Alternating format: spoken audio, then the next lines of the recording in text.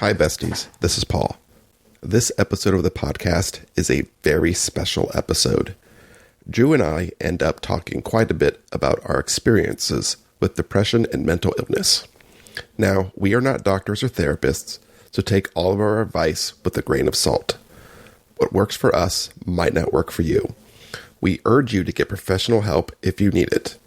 And if you aren't feeling safe, please seek immediate medical help or call the Suicide Prevention Hotline at 1-800-273-8255. Oh, and if you make it through the discussion, we talk about laptop bags. It's good stuff. Thanks, besties.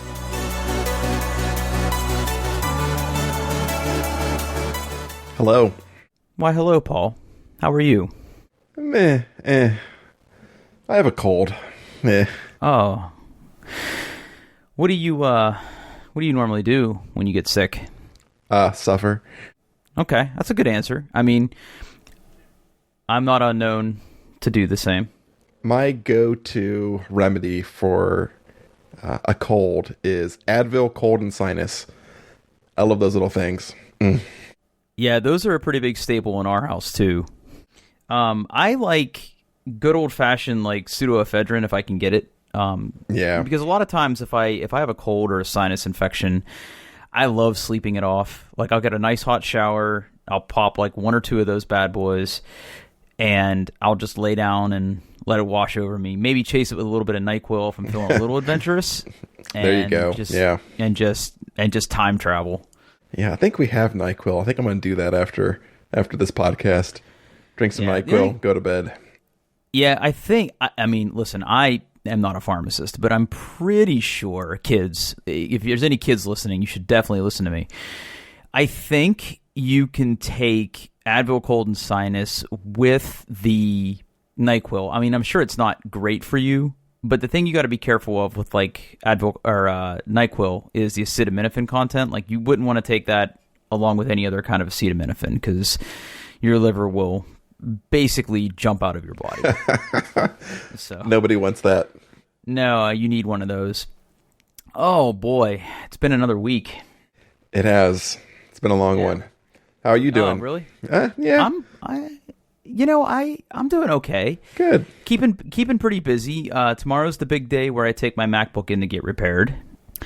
The part came in earlier this week, but I'm trying to work as much as I can before I take it in. So I'll probably around lunchtime tomorrow run a couple errands, take it in, and then finish the day on my non-Mac computer for work. Which, I guess if I have to suffer through it, I can suffer through it for 4 or 5 hours or whatever. Right.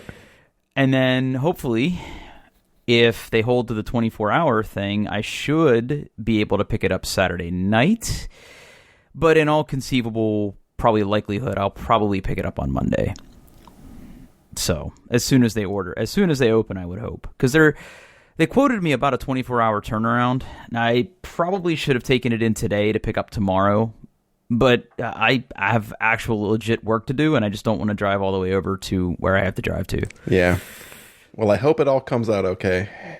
Yeah, I'm excited. All right, what are we talking about this week? Well, you've picked some honestly, I was looking at the list earlier, and you picked the topics I was going to pick. So I think we're on the same wavelength there. Yeah.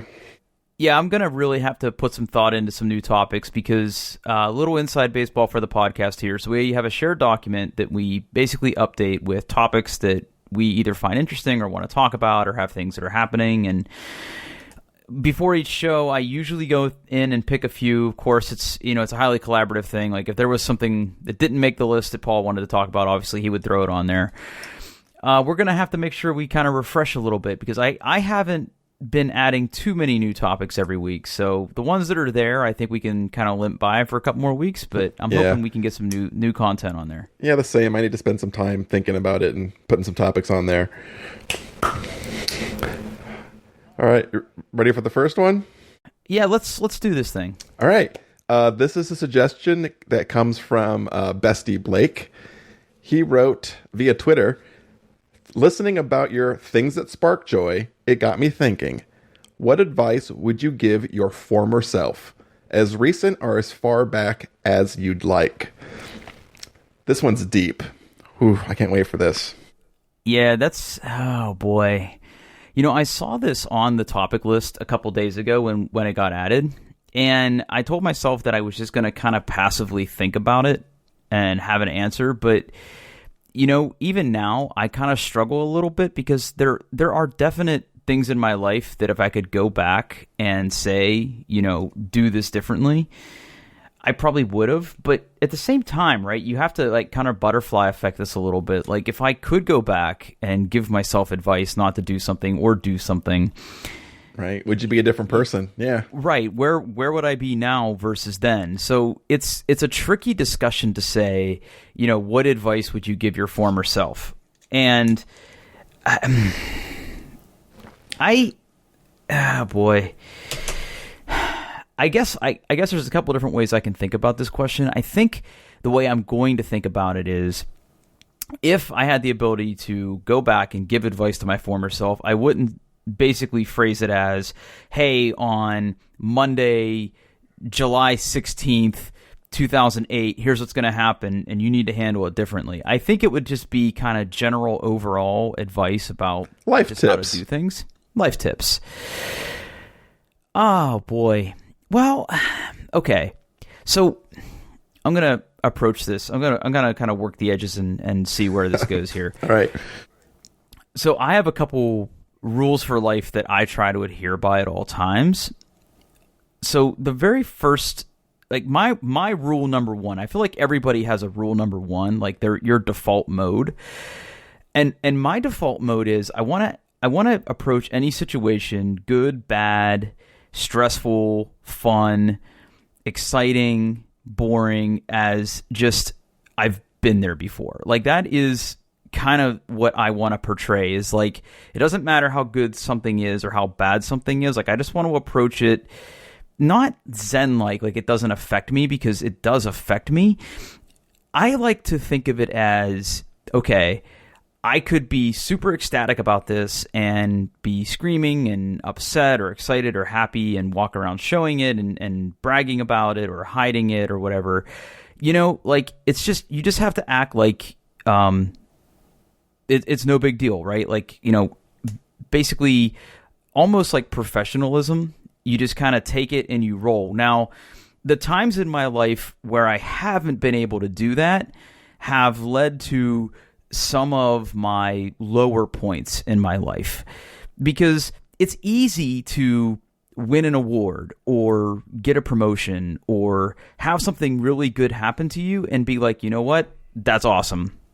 Good for me. I'm ready to move on. And people around you will be happy for you. And it's good to acknowledge them. And I'm not saying push away the praise or whatever, but just kind of accepting it and being like acknowledging it and be like, yeah, that was awesome. What's next? Just kind of like looking ahead.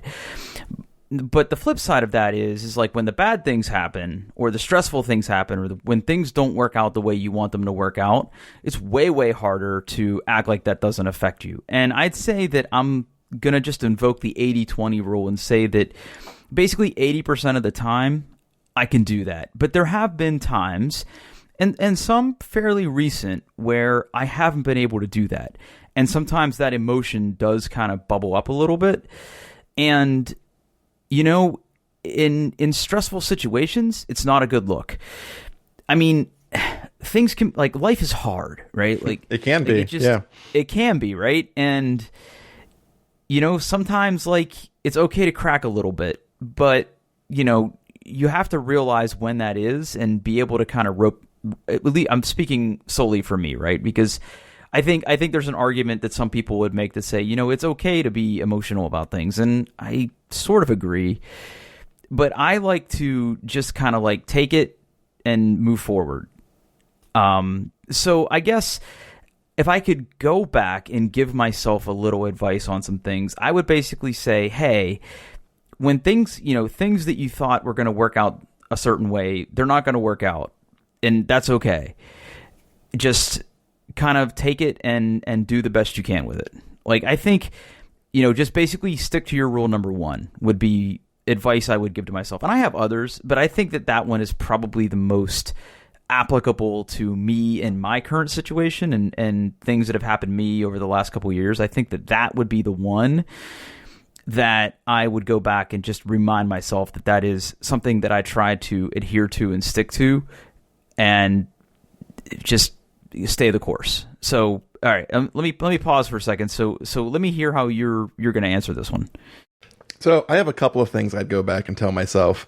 My first, one is very much like what you said. It's kind of a big, like, overarching, like, life strategy. The second one is much more practical. The first one for me is just to let my younger self know that, like, yeah, like, you're going to experience some situations that just suck.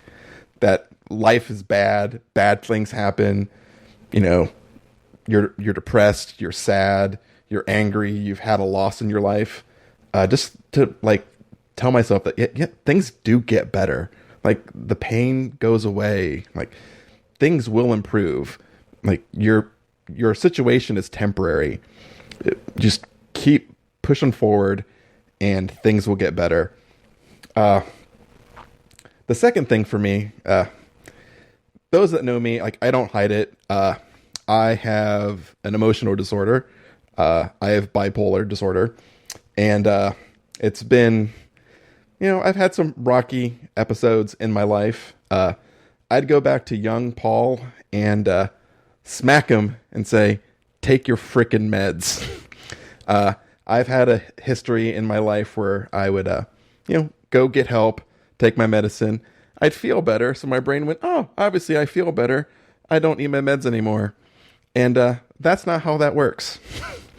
So I'm finally at a point of my life where I kind of realize that, like, I'm on this medicine for a reason. It allows me to be a functioning member of society. So I like to go back and teach that lesson to my younger self. And not make so many mistakes. So, well, first of all, thank you for sharing. Yep. Right. Like, that's a pretty big thing to talk about in a public space. Yeah. So let me kind of keep that going by saying that, I too have had my struggles with depression. I wouldn't necessarily characterize it as bipolar, and I've never been diagnosed as such. But there have been definite points in my life where I have had to seek out some help. Yeah. And I have had, what I would call chemical help, right? Like, I have taken antidepressants at a couple points in my life. And I've also been in therapy. Therapy is great. Love therapy. Therapy is really good. And, all right. So let's continue into depression corner here for a second. So a couple things, right? And I'm gonna talk a little bit about my struggle, and then I want to give some advice to people who maybe are on the other side of this, where maybe somebody who's depressed. And I'm going to give you my advice of things you maybe shouldn't do or say to these people. Because And here's the thing. I think people generally care, but there are certain things that you can and should say to somebody who has some struggles, who has maybe opened up to you about their internal battles and what they're dealing with, versus platitudes that you feel obligated to say, because a lot of times that doesn't help. Would you maybe agree with that? Yeah. Like, have you tried not being sad? Like, right. Yeah. Oh, gee, I wish I would have thought of that. Thank you. Yeah. And I think my specific examples are going to go a little bit deeper than that. So, when I was in college, I had a rough couple years, and it was kind of the beginning of realizing that, hey, maybe I'm a little bit depressed, but I was busy working on so many things that I was able to just kind of shove that to the side a little bit. And it wasn't debilitating to where, and I know people like this that have had, trouble getting out of bed, right? Yeah, I've been there. Yeah. Yeah, at the time, my particular thing wasn't that bad, right? Like, I felt sad, but I chalked that up to, I don't have much of a social life, and I'm working, and I'm going to school, and I'm an RA. Like, I have a lot going on. And that was a point in my life where I developed this really bad habit about kind of letting work fill that void. So I have had an attitude for many years that my work is really important to me because I guess I'm able to kind of isolate my professional work from my personal life. Like, if things aren't great in my personal life, I can kind of switch that off for, 8 to 10 hours a day and focus on a work problem. Yeah, work provides a routine, a place where you're surrounded by people who have a common goal. It's Right. I mean, at least like for me, I've always found that like when I'm depressed, it's easy to hide that at work because you have something to do, something tangible. You have a reason for being there. You're surrounded by, people. They're not diving into your, emotions constantly. It's not like a family member or a spouse or a kid. They just like want to get their work done. So work is nice and you can kind of just hide yourself in that. Right. Now where I agree with all of that. Now where things get a little bit dicey is when the depression starts to spill into your professional work, right? Because people will notice. Yep. Right? If for 6 or 8 months, you're one person and then one day you're not, like, especially on a pretty tight-knit team, people are going to notice, right? That's true. And I think that depending on how close you are to your coworkers, people are going to notice that something's wrong and people are going to want to help you. And I can tell you that, in my professional career, there have been about 3 instances where that has kind of bubbled up and I've had to take a step back and either utilize some resources like therapy or medicine to help me out of that rut because it was starting to impact my work performance, which, if you're going to try to fill that depression hole with work and your depression starts to affect your work, you literally have no out, right? There's nothing left there. And that's when you start to get into that like uncontrolled free fall of emotion and despair, right? So there have been points where it had impacted my work. Now, that's not to say, right, I want to be clear that it's one thing for your depression to affect the quality of your work, but I do think that it's a totally separate thing that your depression can affect your attitude but not your work. Does that make sense? Absolutely. Yeah. Right? Yeah.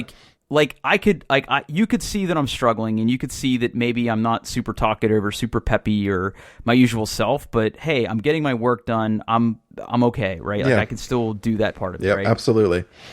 And that's, let me be 100% clear. It's not healthy behavior, right? Like I'm not condoning that. And I'm not saying that is the way you should deal with depression. I cannot stress this enough that if you even remotely feel a little upset or a little depressed, like get help. Like, and we'll talk a little bit about some of the ways you can get help, but like that's not a healthy behavior. But at the same time, right? Like everybody has their coping mechanisms, and some coping mechanisms, like wanting to work, I would consider to be way more healthy than like some self-destructive patterns like drinking or absolutely. You know, any kind of self-harm, right? All the way up into the ultimate. Yeah. But I think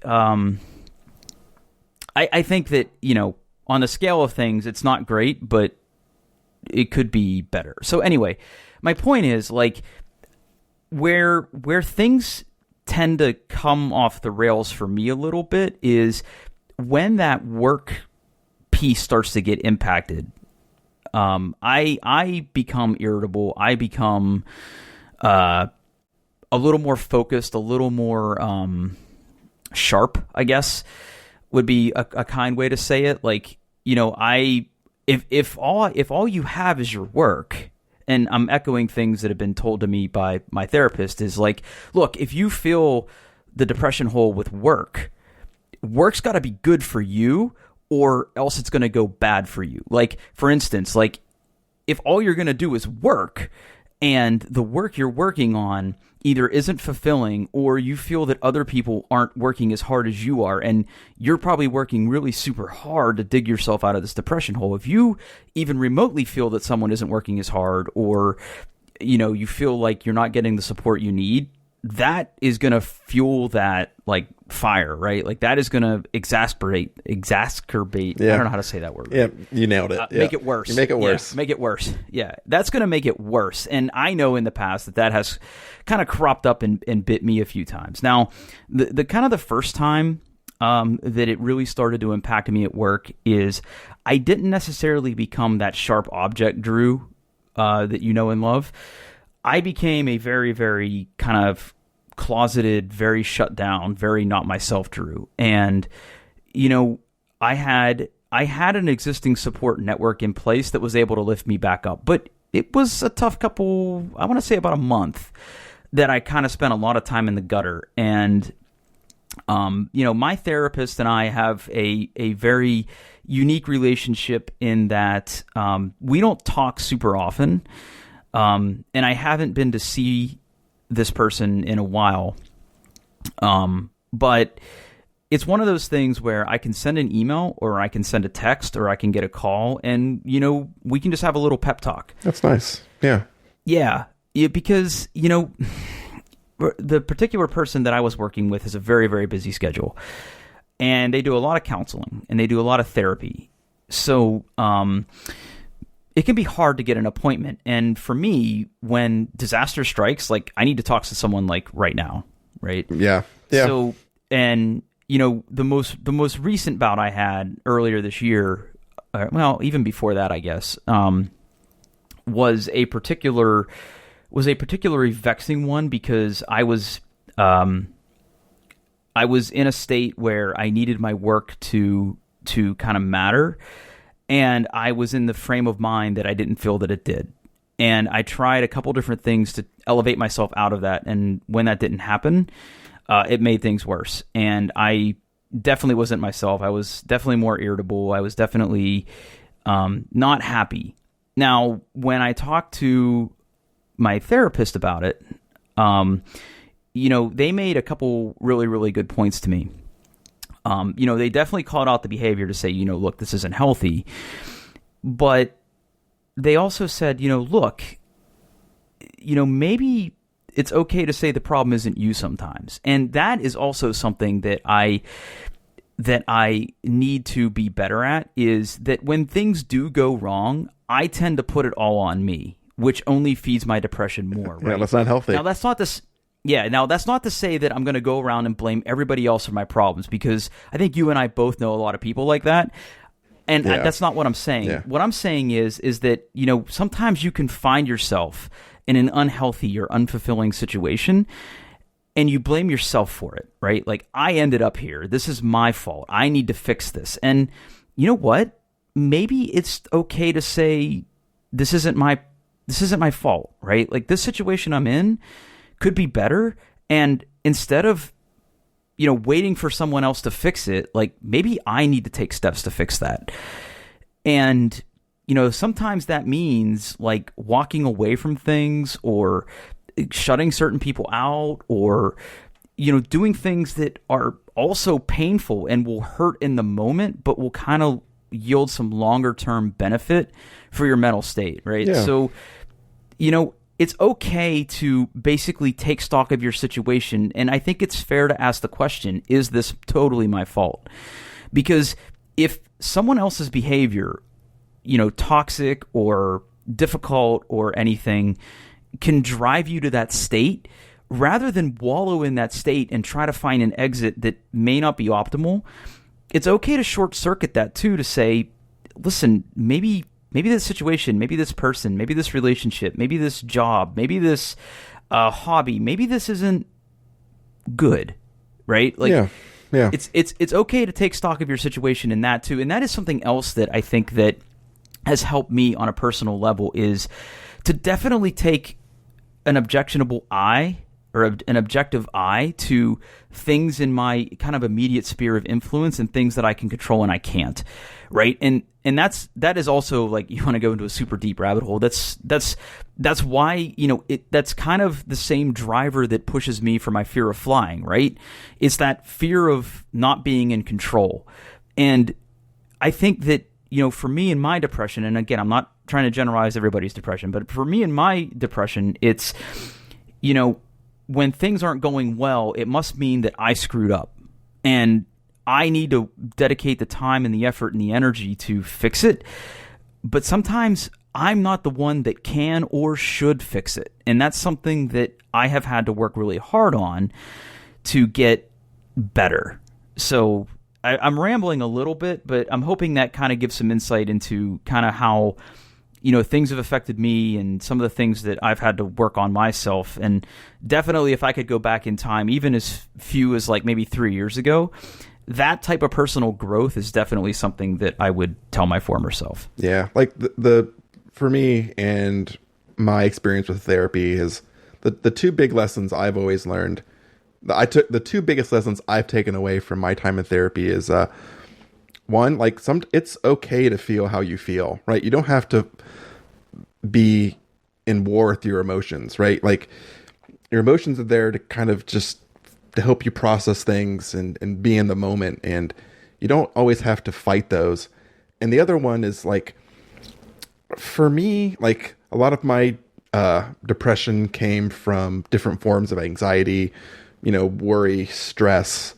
And sometimes it really just helps to take and actually look at the situation and go, you know what? It's really not that big of a deal. Yeah, sure, this thing kind of sucks, but like I'm healthy. I've got a place to live. I've got a job. In the scheme of things, it's not that bad. And just kind of rationalizing it and putting it in the bigger picture, like for me, really kind of just helps me process and get through the situations. And at least for me, the biggest risk I have with depressive episodes is getting stuck on something, right? An obsessive thought where you're just constantly just telling yourself the same thing over and over again. Like, I'm not good enough for my job, or, I'm not doing the right things, and just focusing on that over and over again, and just objectively taking a moment and really looking at it and going, you know what? No, it's in the scheme of things, this is little, this is fine. I can get through this.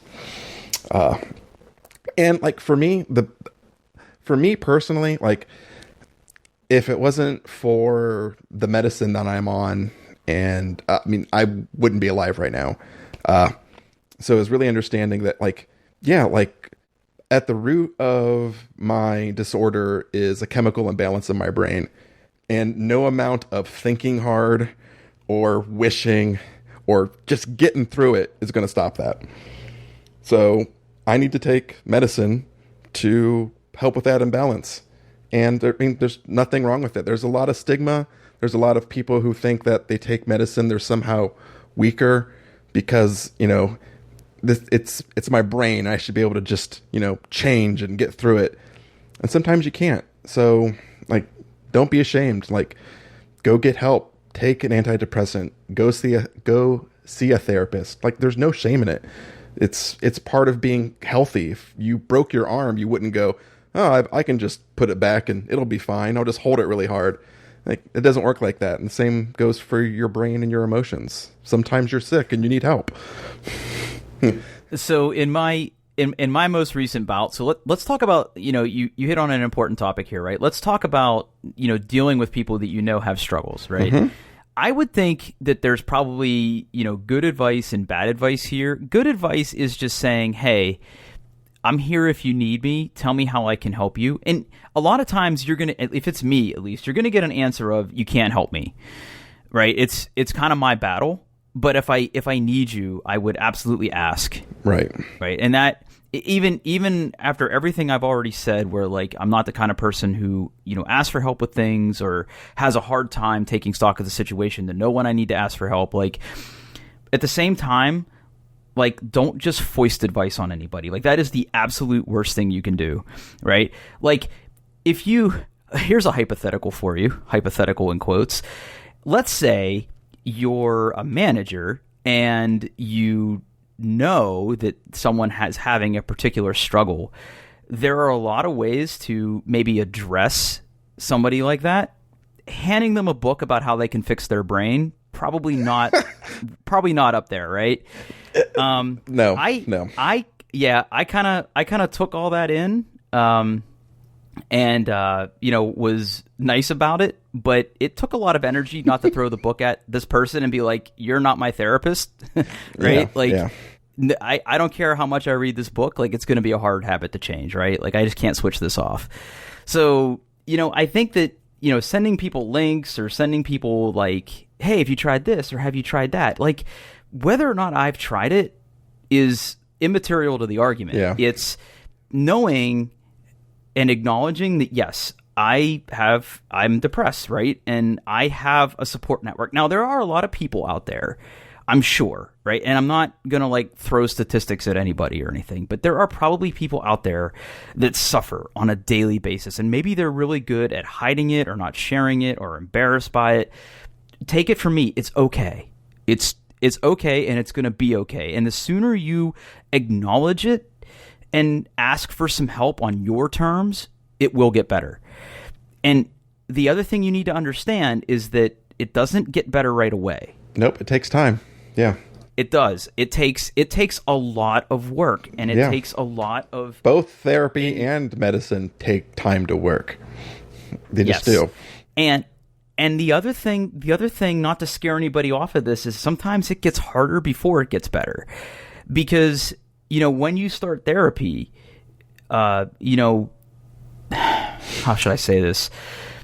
Like, you're gonna bring up some stuff that maybe you're not super comfortable talking about. And, as you work with your therapist or, whoever you're talking to, your counselor or whatever, there's going to be some uncomfortableness, and you need to make sure that you're comfortable in that space with that person.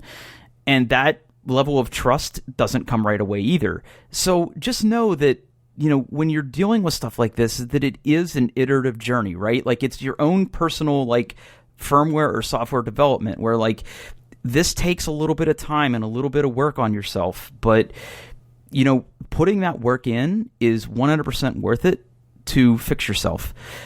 And not letting it and not addressing it and not doing those things is like the opposite of that. Like it will continue to spiral. It will continue to fester. Like it will continue to get worse.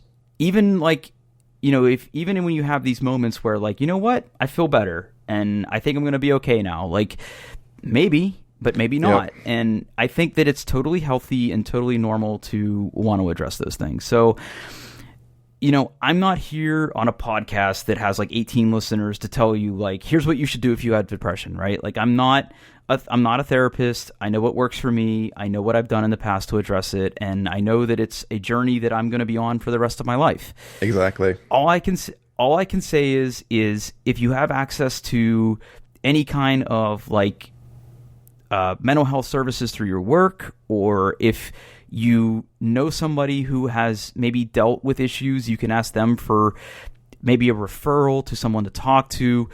And if you're really, really having dark thoughts, like, obviously we can put information in our show notes about like suicide hotline and all that stuff. But like, I'm here to tell you, and I think Paul will tell you the same thing. Like it can get better. Like it will get better. It will. Right? It can and will get better.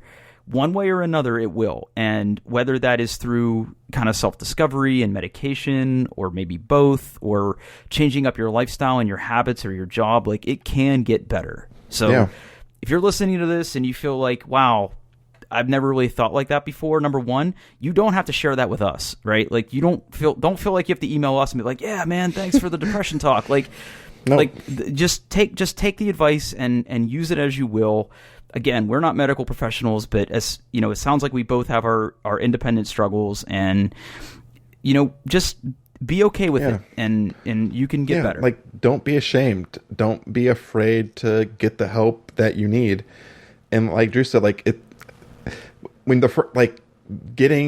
going out and admitting you have a problem and getting help is just the first step. Like, it takes time to start feeling better. Therapy takes practice. It takes a therapist that you trust.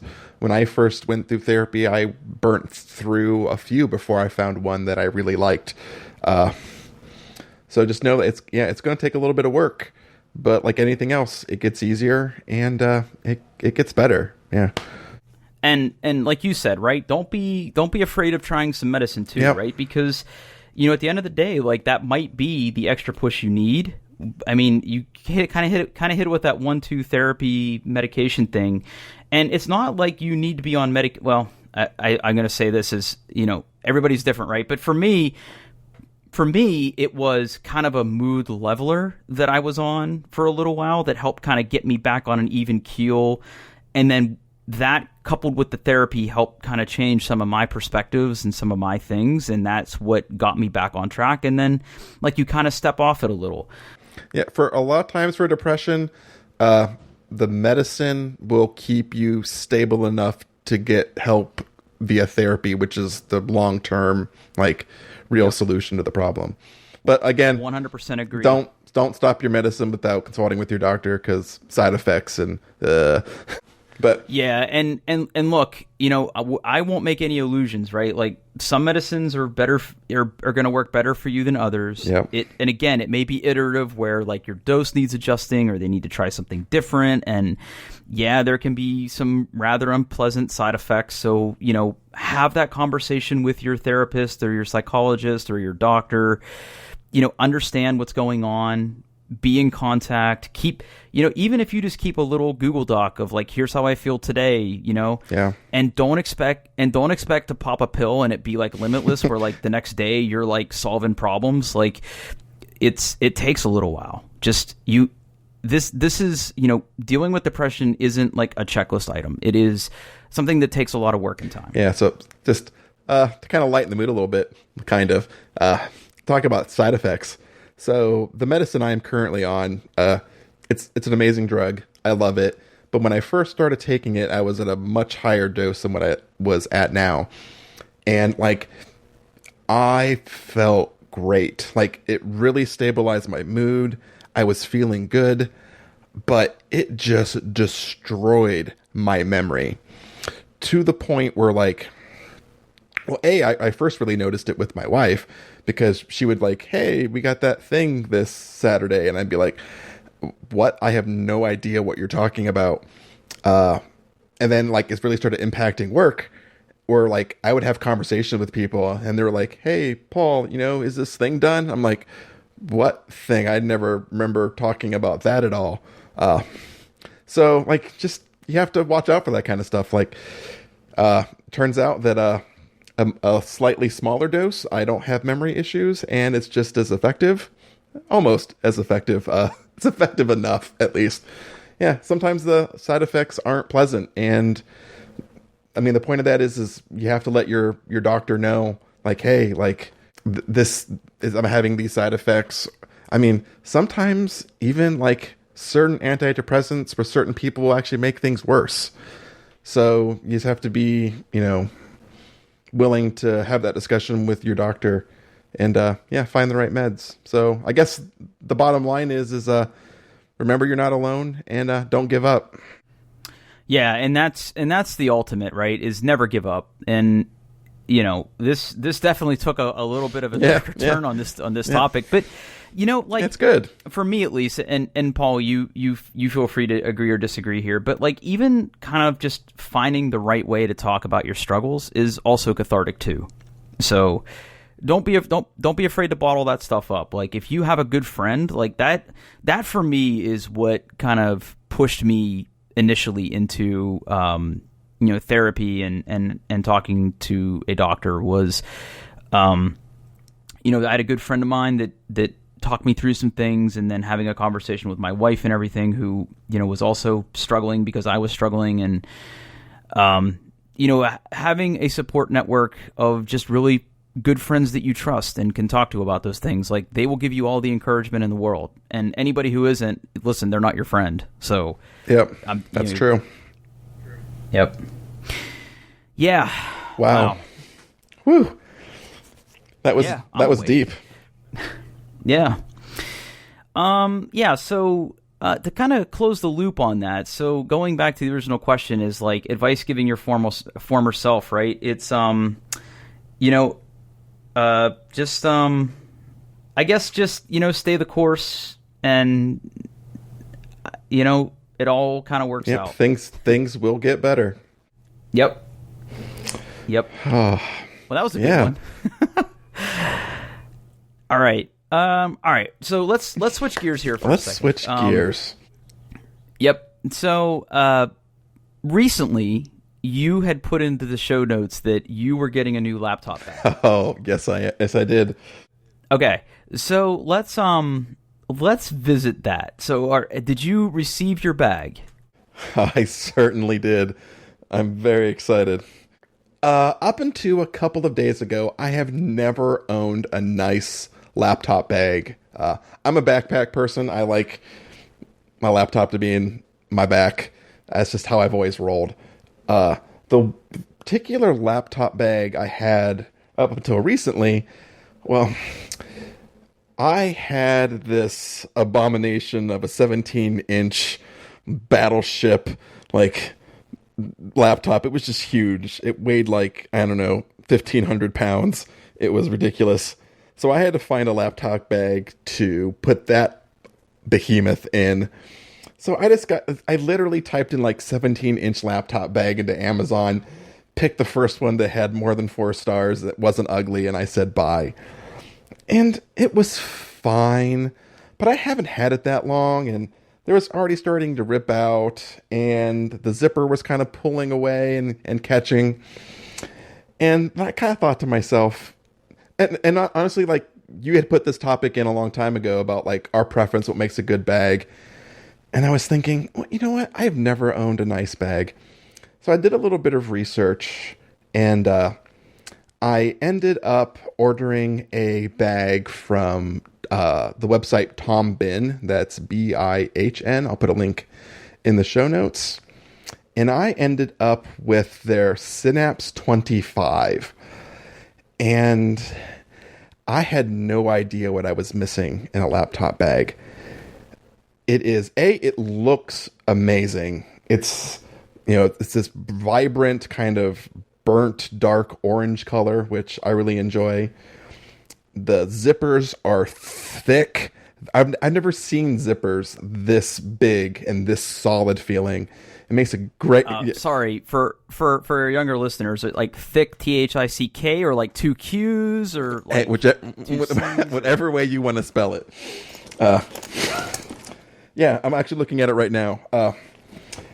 It feels good. It's high quality and yet somehow light. It's got plenty of pockets. It has this wonderful little system they call it their cache. So inside of the main bag where I put my laptop, there is a little inner pouch for the laptop to go in, and it's 15 inches. It's MacBook size. But the beautiful thing is there's these rails. So the cache, I can pull it out, but yet it still maintains connection to the bag. So someone can't just pull out your laptop, right? It's always still connected. It's anchored in there, which I find to be a great feature. Yeah, it's just, I've only had this bag since yesterday, actually. I got it late Tuesday night. But I am just, it sparks joy. It makes me so happy. It feels good. It looks nice. I mean, listen to this zipper. Mm-hmm. Yeah. Oh, all right. Yeah. I'm glad we're recording this because Daddy's going to need that for later. And matter of fact, that should be the news. That should be the new swear. That should be the new swear beep. Yeah. So that's my brand new Tom Bin bag. Now, what about you, Drew? You've had a nice bag for a while, right? Well, I've had a few good bags in my time. So let me start by saying that I think you made an excellent choice with the Tom Bin bag. So in the circles that I travel in, whether it be conferences or speaking or traveling, I think everybody that I know that has had a Tom Bin bag has loved it. My thing is I have a hard time just ordering a bag without kind of seeing it. I'm gonna contradict myself here in a minute, but my thing is the Tom Bin bags. I'm looking at the one that you linked to me here, and look, let's just get this out in the open now. It's a $200 bag. Yes, $210, and that doesn't include.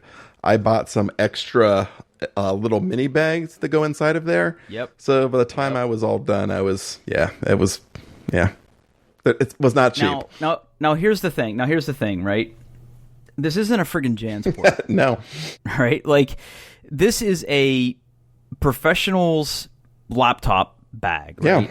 And I think that there is a certain segment of people who think that you shouldn't wear a backpack if you're over the age of like 22. I got news for those people.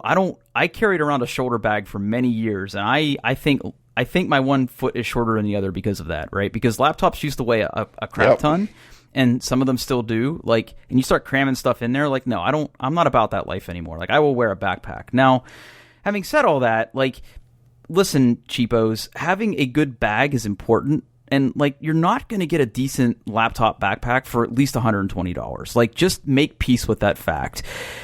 And, like, from what I know of Tom Bin and from talking to people that have owned them is that they are extremely rugged, extremely well put together. Like, they don't, like, you brought it up, right? Like, the zippers, like, the fit and finish on these things are, like, top notch. Like, this thing isn't going to fall. And they back it up with a lifetime warranty. So, lifetime guarantee, right? So, a really, really good laptop bag is a fantastic investment. Now, I don't own a Tom Bin bag. I have looked at them in the past, but every time that I've come close to buying one, I've always kind of settled for something different. So the last 3 laptop bags that I have used, I would say that they're all fine. They've all had like one thing I didn't like about them. So going back to previous bags, I was tired of having a huge laptop bag. So I, too, had one of those, monolithic, like, laptops that look like the thing in Space, 2001: A Space Odyssey that lands on the planet. Yeah, like the monolith. That thing was, the monolith, right? Like, that laptop was ridiculous. It weighed a lot. The power brick was excessive. Like, you could easily kill a man with that thing. So I had one of those too. So I had a bigger laptop bag. I think I actually had a Coach shoulder bag that I was using before I went back to the backpack style. But when I switched to the smaller laptop that I was using, I made a conscious decision to go to the smallest backpack that I could carry. I wanted to be minimalistic about it insofar that I just needed a laptop sleeve for a 15-inch computer, whether it be a MacBook Pro or a 15-inch laptop of some type, because I had a Dell XPS for a little while.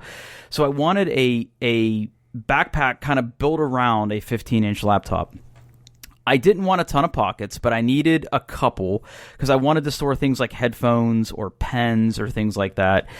I needed pockets that were pretty easy to access, so if it was under, say, a seat in front of me on an airplane, I could quickly unzip, grab something out of the top of it, and then put it back.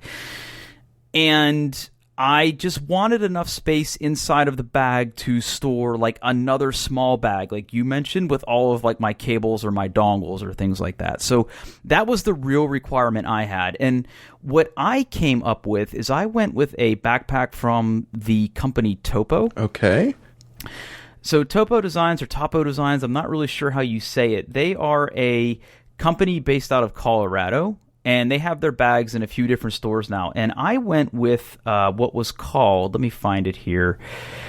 Where was it? I'm pretty sure it was this one. Although it doesn't look like the one I have. No, this is the one I had, I think. It was called a Rover pack. And it was affectionately called my Boy Scout pack by people who saw it.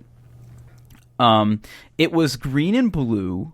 Part of it was canvas. Part of it was like nylon. It was exceptionally rugged. It was very, very light, and it basically ticked all of my boxes. So it was small.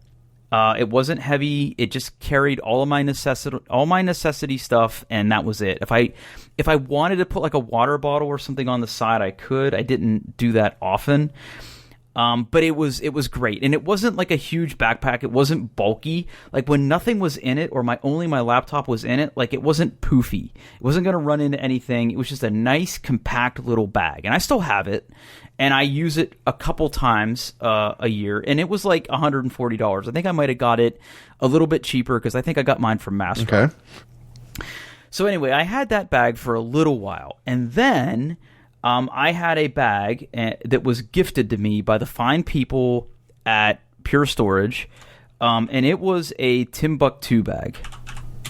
So Timbuktu at one time made really, really awesome messenger bags. I don't think they're quite as good as they are now.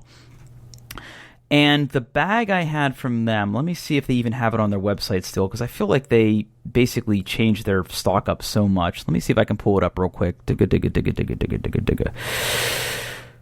Yeah, this is the one I had.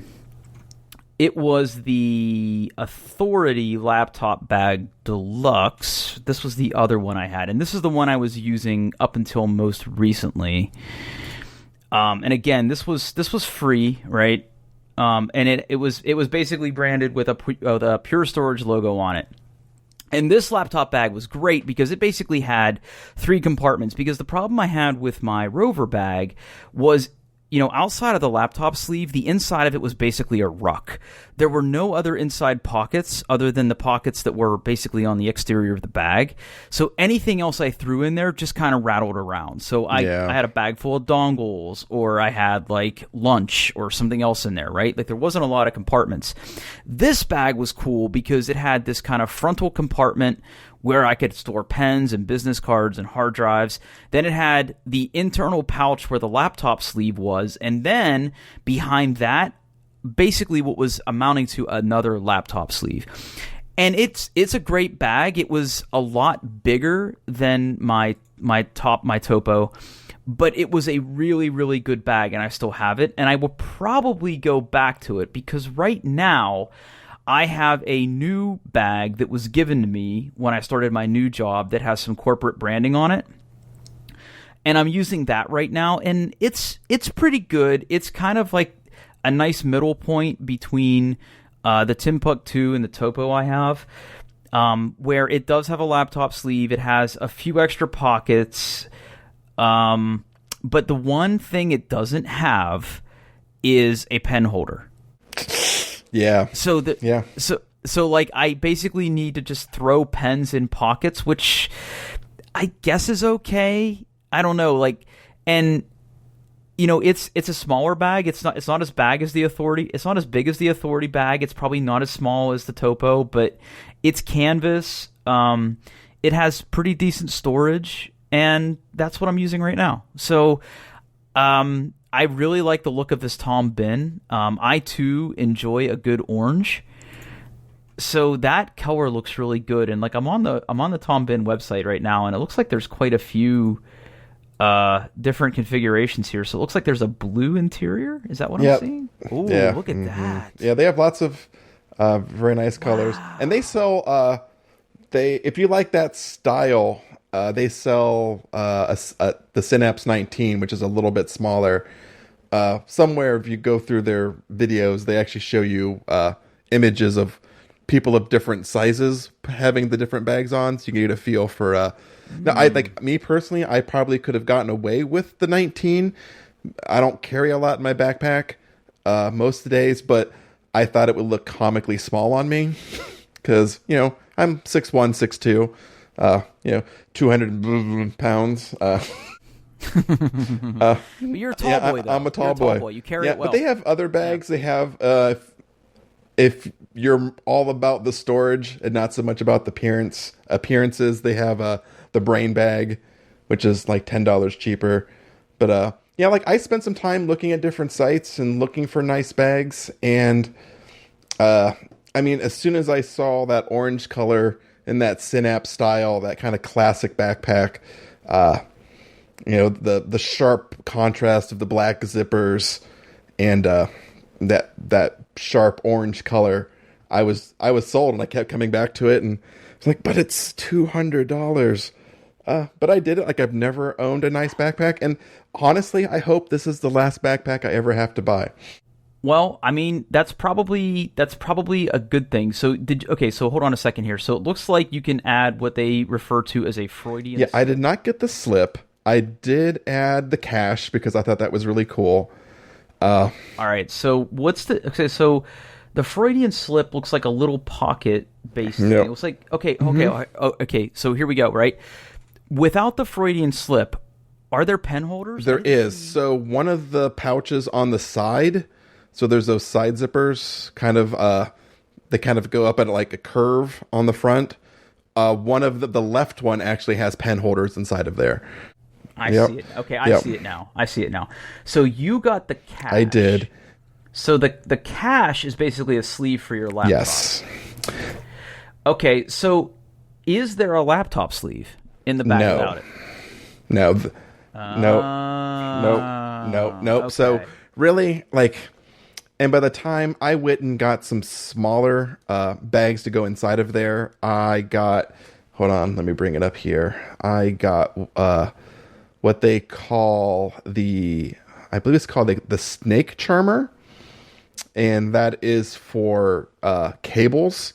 So I actually, a shout out to the subreddit One Bag, because I searched on there and I found people who have bought this bag in the past and figured out what things fit inside of there.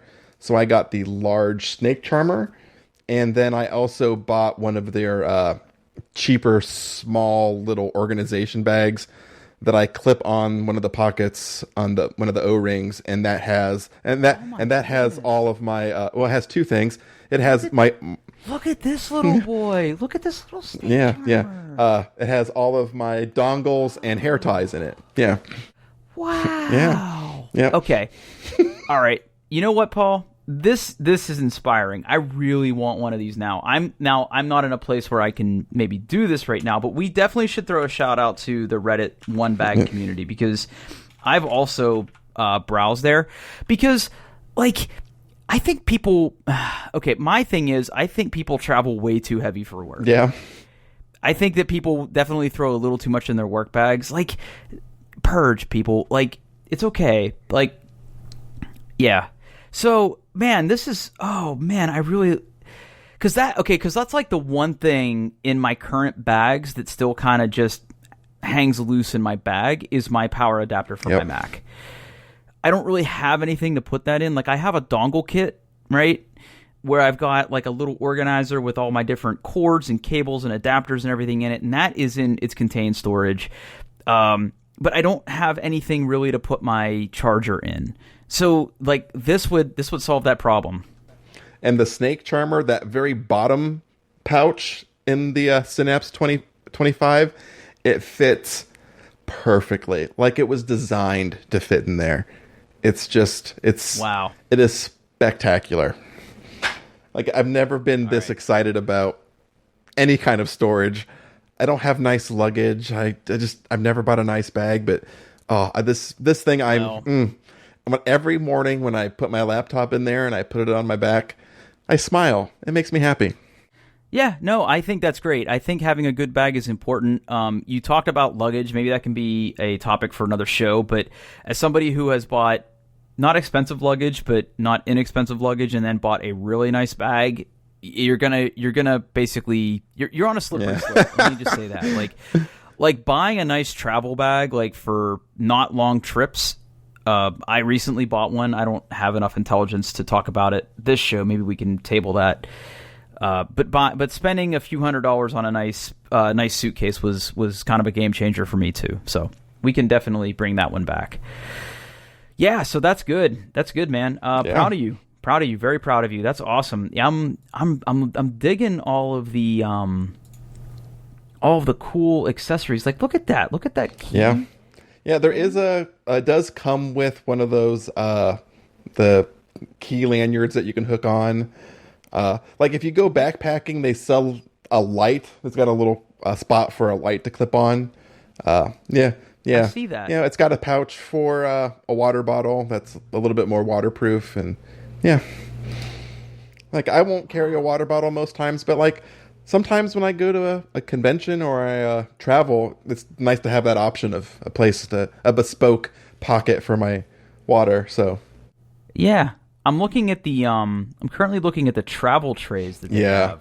Yeah, and they have all kinds, like they sell duffel bags and shoulder bags and messenger bags and like telling of things that I would have gone back and told myself when I was younger. I used to travel a lot, and like some of the organization I've seen in here for, you know, packing clothes and like, yeah, that would have been nice to know when I was younger. Yeah, like, yeah, packing cube. Yeah. So let's do this. Let's move on to some new topics. But so we talk about not having enough topics. We should definitely talk about travel tips. I'm gonna put it on the list. All right. So keep tuning in. Keep mashing that like and subscribe button, folks, if you want to hear us talk about our cool travel tips. Okay. That was good. No, it's going to take a lot of willpower not to buy one of these bags, probably as soon as we're done with the podcast tonight. I'm going to be honest. Yeah. Oh, boy. Do you know if there's any place around here? I don't think anybody does. I do not know if they sell them in stores. I mean, I'm sure there's a store in Seattle, of course. Yeah. Of course. That's where they're based out of. Oh, hold on. Dog gear. Just hold the phone. What? Look at the stuff they have for the Where dogs. is that? If you go to the bottom, like I was looking at the bottom, there's dogs. Dog gear. I didn't even see this before. Oh, Rocky would love some Tom Bin gear. Look at this. Get a little hat. Get baseball caps. Canine straps. All right, you know what, man? Oh boy. Okay. Yeah. Look at those. Little. Oh, those are adorable. Yeah. Oh. Wow. Okay. Yeah. There's a better than average chance I'm getting a Tom Bin bag now. I might want to come see yours. You know where I'm at. Yeah. Yeah. I think we'll do that. Maybe we get lunch here, and we can do a bag. We can do a bag show and tell. Okay. There's only a couple other things I wanted to talk about this episode. So I recently upgraded my home internet. So here in Columbus, we have a few different cable providers. I think the majority of folks in the greater Columbus area are probably on Spectrum now. I think you're Spectrum, right? I am a Spectrum customer. Yeah. A lot of people, that's the only choice they have because that's the state of broadband in the U.S. Sometimes you only really get one choice. However, where I live, I have a few different choices. I've had Time Warner, which became Spectrum. I've had AT&T, and now I am a Wide Open West, hereafter referred to as WOW. And we are an internet-only household. We do not have phone. We do not have cable anymore. We stream everything. So we have internet only, and because I live that life, I qualify for WOW's kind of higher speed tiers. So up until Wednesday this week, I was a 500 gigabit Ethernet or cable modem, cable speed 500 gigabit boy. Now I have gigabit service at my house, and what I find fascinating is because I was already at 500 gigabit, going to 500 megabit, sorry, going to 1 gigabit speed was basically just a phone call. I say basically because I had to upgrade my modem. The modem that I had, which was some lease equipment from WOW, was only certified up to a certain speed. And that I came to find that out because of what they call the DOCSIS standard. Are you familiar, Paul? I have heard of it, but I'm not sure what it is. So DOCSIS is it's an acronym, I guess. It's Data Over Cable Service Interface Specification. Yeah. And basically, there's different versions of the standard. So the first one was out in 1997, and the most current spec is DOCSIS 4.0, which I think was the specification for 4.0. I think was only released in 2017. I don't think there's anything out there right now that is doing DOCSIS 4, but for us in the now, right? I think most people have either a DOCSIS 3.0 or DOCSIS 3.1. So my previous modem from my provider was a DOCSIS 3.0, which is only certified up to maximum downstream capacity of 1.2 gigabits per second, which technically I have 1 gigabit service, but the provider basically told me, listen, you need DOCSIS 3.1. And I had a couple options. They could either come to my house and replace my modem, or I could go buy my own modem. And of course, living close to a micro center, I was like, you know what? I can take a little lunch break and go to Micro Center, which is exactly what I did. They have a few different 3.1 DOCSIS modems for sale there. And you can spend as much as you want, as you can imagine, right? If you want an all-in-one modem and router and Wi-Fi and everything, like you are going to spend $400 or $500 on a DOCSIS 3.1 modem. If all you want is the modem and you already have a nice wireless router, like you're probably in for about $150. So WoW charges you $10 a month in equipment rental fees, so it's going to take 15 months for this modem to pay for itself. But what I find really interesting was I know what I was paying for my 500 megabit service, not counting the discount I'm going to save by having my own equipment now. My bill went down like $15, which is crazy to me. Yeah. Now, the whole reason I did this is I made the mistake of actually opening some mail. Like you get I get junk. Like the only thing I get in the mail other than jury summons these days is promotional stuff. But I don't get a lot of mail from WoW, so I figured if they're sending me a letter, either I forgot to pay a bill or they're sending me promotional material. So I didn't want to chance it, so I opened it. And they were running a really good promotion, so it's basically a 2-year deal. The first 12 months is at a certain thing, and then it goes up by like $20 a month. But even then, it's still less than $100 a month for gigabit Ethernet service or internet service to the house. I don't know why I keep saying I'm jealous. Yeah, it's really good. I'm fortunate that I live where I live, and they operate in my area. Now, I know that you don't have those choices. Yeah, so I'm currently a Spectrum customer. The fastest I can get through Spectrum is 100 megabit per second, which is fine. It's fine. We currently do have cable, mostly because when we moved in, they just gave us a good enough deal. And for me, being able to watch my hockey games is important. So it actually was cheaper for us to get cable and their internet than it would be for me to do internet only and then add like a cord cutter streaming television service. My prices have gone up, so I'm kind of trying to redo that math. We do have a company out here, out in the rural parts of Ohio, called IntelliWave. So IntelliWave first started by doing rural broadband Wi-Fi. And if you go searching for reviews on this company, you find most of the stuff you find is about this rural wireless broadband, and the reviews weren't good, right? Because how good could it be? But they have also started pulling fiber. So I can get their fiber service, but they are expensive.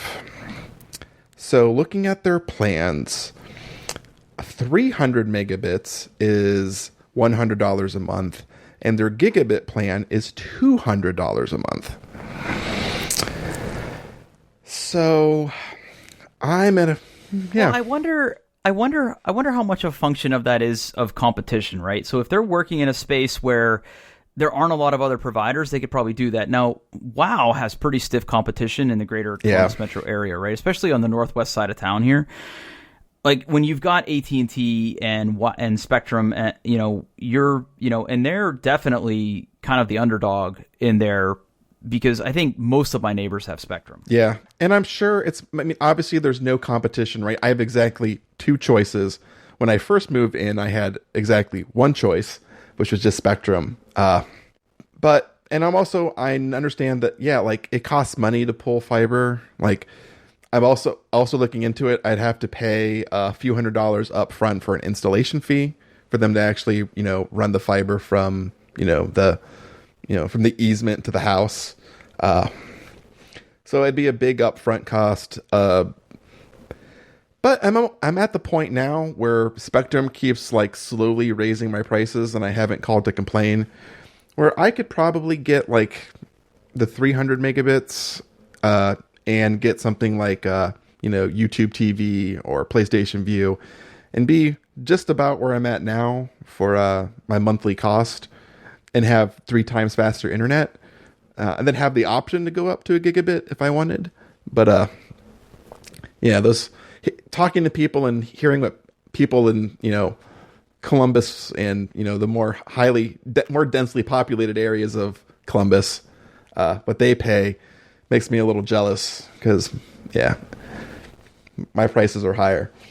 You brought up YouTube TV, and being a streaming household, we did the YouTube TV thing for a while, but I canceled it just because we weren't really watching it so much. Like, we were still streaming everything, and honestly, like, I can't stress enough how having a good powered antenna is. Like having a good, like, nice powered antenna in my living room for my TV, like, so I can get the local channels. Because, like, listen, if the internet's out because of a storm, I want to be able to, like, know what's going on. So we have like a weather radio, and we've got, I've got my amateur radio stuff if there was a big catastrophe. But, like, when there's a weather alert, like, I can just turn the TV on. Yeah. Right? Like, and it's just, the magic of radio, right? Like, I just get those signals. See, like, for me, like, really the only thing I watch on cable television is hockey. So for me, buying anything would just be so I can get Fox Sports Ohio and watch my beloved Blue Jackets. Yeah, so that's me. That's literally the only thing I watch. I don't watch any broadcast television. I do pay for HBO, and I do watch some shows on there. But I'm almost at the point now that, like, I really could give that up as well, and save a little bit of money there. Yeah, I did the free HBO trial to watch the Chernobyl series that we talked about, and then I canceled after that. The sport. So that's like the one Achilles heel in all my streaming plans, right? Is the sporting stuff was rough. Now, I had the YouTube TV thing during the Stanley Cup playoffs, which were just on like NBC or channels that you could get from YouTube, but I don't know if every channel that the Jackets play on is on YouTube TV. They carry the local at least they did when I was looking. They carry the Fox Sports, the local Fox Sports, so I'd be good there. And honestly, the other ones occasionally would be on NBC or NBC Sports Network, and like those are practically available anywhere. On the rare, like, I don't get the NHL Network right now. On the rare occasion there's a game on there I want to watch, I just forego, because I'd have to go up to the next tier of television to get that, and I'm not spending an extra like $80 a month for one channel. So even I have my limits. But yeah, and then I usually also get the NHL TV bundle every year, so I can watch other games. Yeah, I watch a lot of hockey. I'm sick. Yeah, I watch playoff hockey. I kind of just like loosely follow it. Yeah, it's a lot of games. Well, it's like baseball. Like, people freak out when their teams like lose in the first half of the baseball season. I'm like, isn't there like 800 games? Like, it's all going to average out. Like, everybody's going to be a wild card team. It's going to be fine. Like, yeah. So I now own my own modem.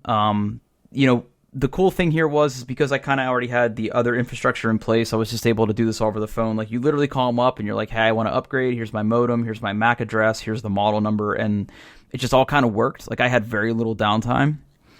Like, it probably took me longer to like plug the thing in, because I dropped the drop for the cable like fell behind the wall. So like it took me longer to fish that back out than it did to like actually upgrade my service. So I thought that was pretty interesting. Yeah, I also bought my own modem for my Spectrum service now. The one they gave me, like, after every like 8 or 9 days, it would just stop working and I'd have to reboot it, and I got tired of it. So, and plus I was, paying a fee every month to rent that piece of crap for them. Yeah, so I did the same thing. I went out to Micro Center. I bought a nice standalone modem that didn't have it was just a modem, not a modem and a router. And I think I've had that thing for a year and a half, and I've had to reboot it once. Like, it just works. It's much nicer. It's much simpler. And I just basically called them and said, hey, I bought my own modem. Here's the MAC address, and then typey, and then I was done. Yeah. Like, it booted up, and it rebooted a few times, and I'm assuming that's probably, like, signal from them setting it up, or I feel like it probably got some updates because computers, right? So, yeah, no, it's been pretty good so far. I literally doubled the downstream speed that I had, and I have noticed a difference in some things like downloading games and things. So it's been pretty good so far. So yeah, I'm now a gigabit Ethernet customer.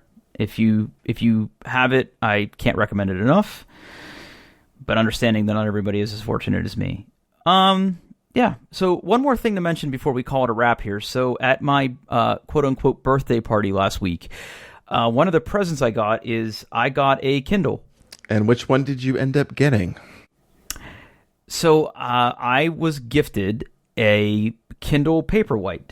Excellent. And what are your initial thoughts on the Kindle lifestyle? It's good. I like it. I knew going in that owning a e-ink or e-paper device, like the strong point of those things isn't the refresh rate, it's the battery life. So waking from sleep, and having the thing refresh isn't necessary. I mean, it's fast, but it's not instantaneous. It's a little janky sometimes, yeah.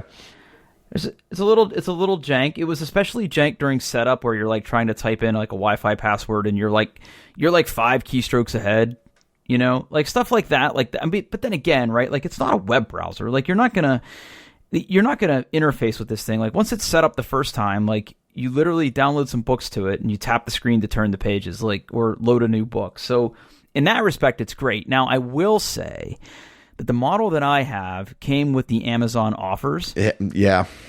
You can pay to get rid of those. You can also not pay to get rid of those. The what's interesting is the lock screen is basically an advertisement for a book.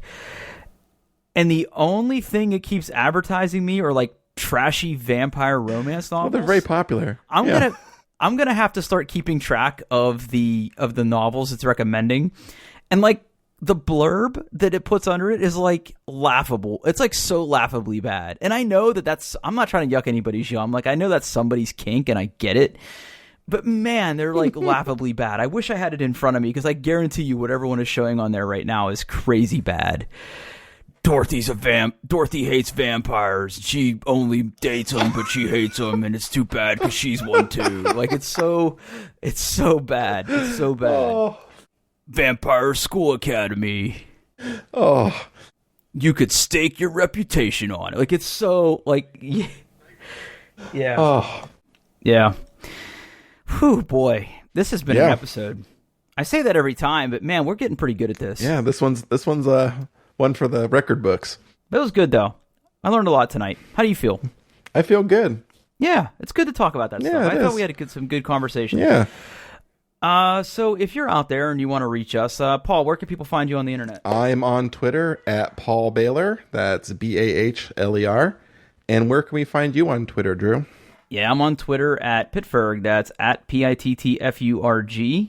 Paul, tell our loyal 18 listeners where people can find the Doing Best Pod online. It's probably closer to 40, but let's not get ahead of ourselves. Really? Yeah. Okay. You can reach us on Twitter at Doing Best Pod. We're on the internet at doingtheirbest.com, and you can send us an email at contact@doingtheirbest.com. There's also a contact form on the website. We'd love to hear about you. We love listener suggestions, so send them our way. And if you like the podcast, give it a star, rate it in iTunes. On iTunes, I'm an old Apple podcast. Wherever you like it, just give us all the stars. We really appreciate it. Yeah.